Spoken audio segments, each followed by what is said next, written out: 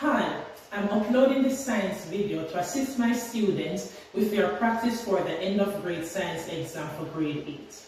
In this video, I will show you how to answer a similar question as to what you would see on the exam, and at the end of this video, I will give you a question to answer on your own. So, let's begin. This question comes from the topic of life science. We will be using the testing strategy for answering multiple choice questions in order to assist us. The first step in this process is to read the question stem. In a forested area, there was a severe flood. Many years later, a student paleontologist, Stephen, found fossils of a bird species in 2 layers. This is what he saw.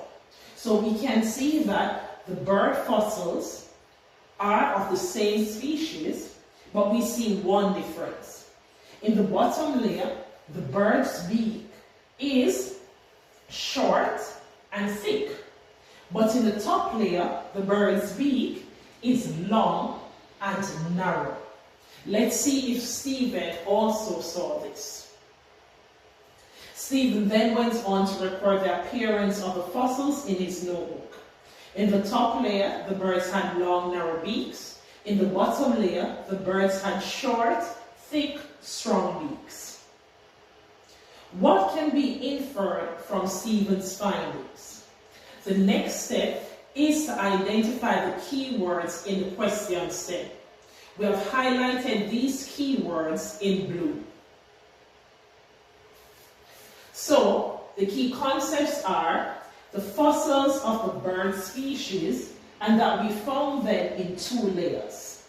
Also, in the top layer, the birds had long, narrow beaks, while in the bottom layer, the birds had short, thick, strong beaks.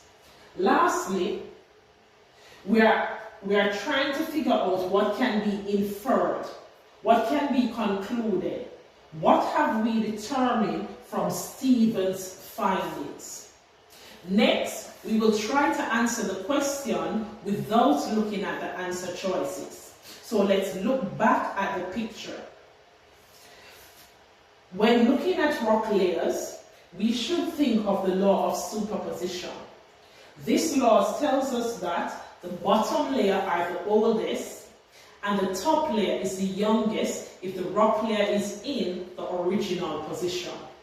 Therefore, this picture is telling us that in the beginning in this bird population, the birds had short, thick beaks, but over time, what was selected for were the birds with long, narrow beaks. Okay, the next step will be to look at the answer choices, decide which one is correct, and justify why the others are incorrect. A says, the birds with a short beak and long beak lived at the same time. We should know that if the birds lived at the same time, they will be found in the same rock layer. This was not the case because we saw that the bird fossils were in 2 different layers. So this must be indeed incorrect. B, the birds with a short beak lived for a short time. We should know that the length of the beak is not directly related to how long the bird would live. A factor that would directly relate to how long a bird lives would be predators, because predators would actively hunt down a bird to kill it, to eat it, right? But the length of a beak would affect the type of food that this bird eats. All right, let's look at C. The bird's beaks got shorter over time. Let's look at the picture again.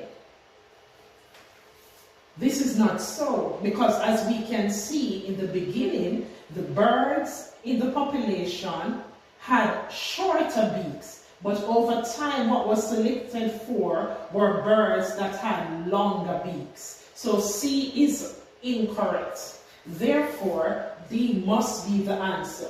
The bird's beaks got longer over time.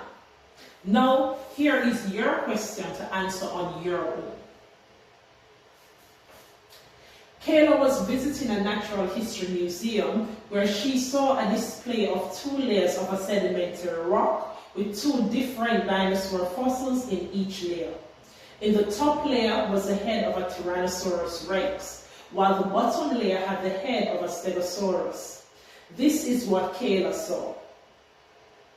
So, Kayla is seeing that in the top layer, there is a Tyrannosaurus rex skull, while in the bottom layer, she is seeing the skull of a Stegosaurus. What can Kayla conclude about the time at which these organisms existed? A. The Stegosaurus lived more recently than the Tyrannosaurus rex. B. The Tyrannosaurus rex lived more recently than the Stegosaurus. C. The Stegosaurus and the Tyrannosaurus rex lived at the same time. Or D. Not enough information can be inferred from looking at the rock layers. If this video has been helpful for you in some way, please like and subscribe. And thanks for watching.